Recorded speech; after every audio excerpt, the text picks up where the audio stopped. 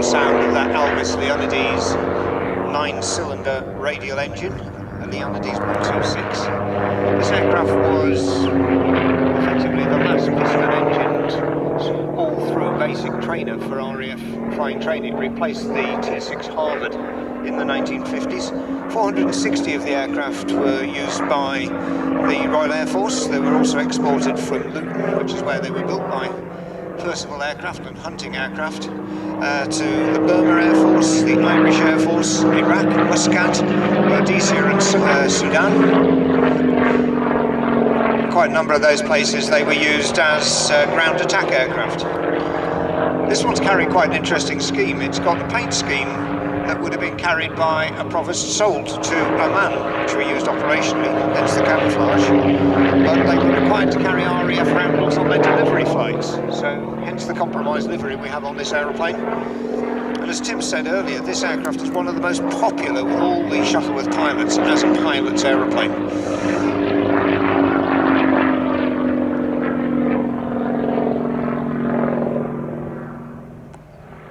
When my dad was training to become a budding fighter pilot, he used to come screaming out of RAF Alton and found the garden was full of Provost, which somewhat alarmed her, to say the very least. So being of strong self-preservation bent, she ducked down, pulled the bowl over her head, and so consequently was covered in potato peanuts as a result. And there's this wonderful photograph that my aunt took of this actually happening, so I know it to be true.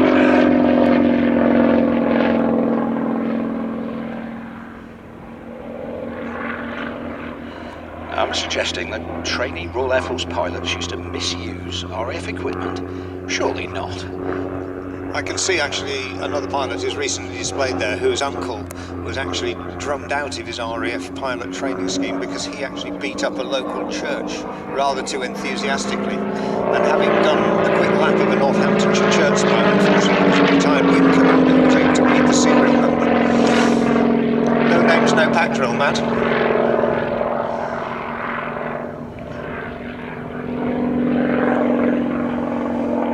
Jet trainer. So this aeroplane very much representing the last of a very important line of RAF training aircraft.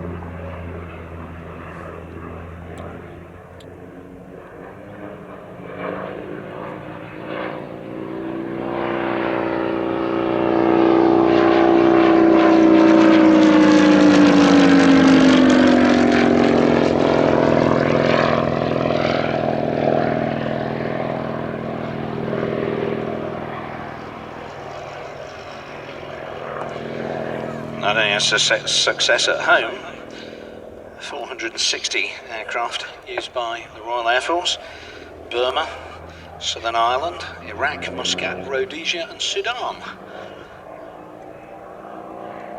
So quite a export success for Hunting Percival. It's amazing to think they were all built at Luton Airport. Quite astounding. And the engines came from the Elvis factory at Coventry. So very much an aircraft that people from this area, there's a bit of our blood in.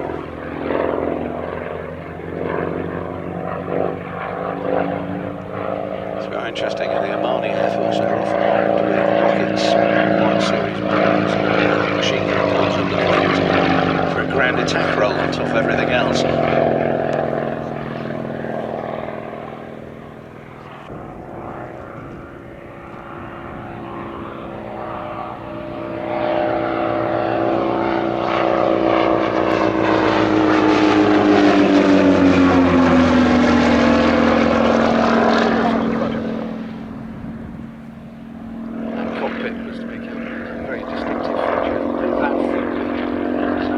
Just forward of the wing, that's where it was on the Jet Provost. Distinctive feature.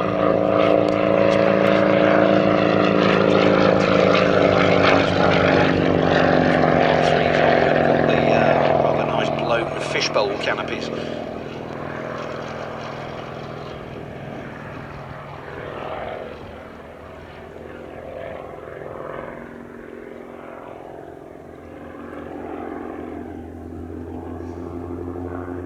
And and a very nicely flown aerobatic display there, demonstrating the Provost T1 to perfection. And we've got some more interesting aeroplanes to come, and it's actually been flying since 1959. It had a short hiatus out of the air earlier this year when there was a crack appeared, or crack was discovered in its mahogany and ash propeller. I'm delighted to say that work has now been completed, and the SE5 is again ready to make its first display since the work on it was completed. SE5, some people think of it as a bit like the Hurricane to the Spitfire, with it compared with the Sopwith Camel in the Great Wall. I would actually say it's a better aeroplane. It was less twitchy, it could be flown easier by less experienced pilots. It had the ability to run away from a dogfight with top speed, which the Sopwith lacked, and didn't actually lack that much, as you'll see in a moment, in terms of agility.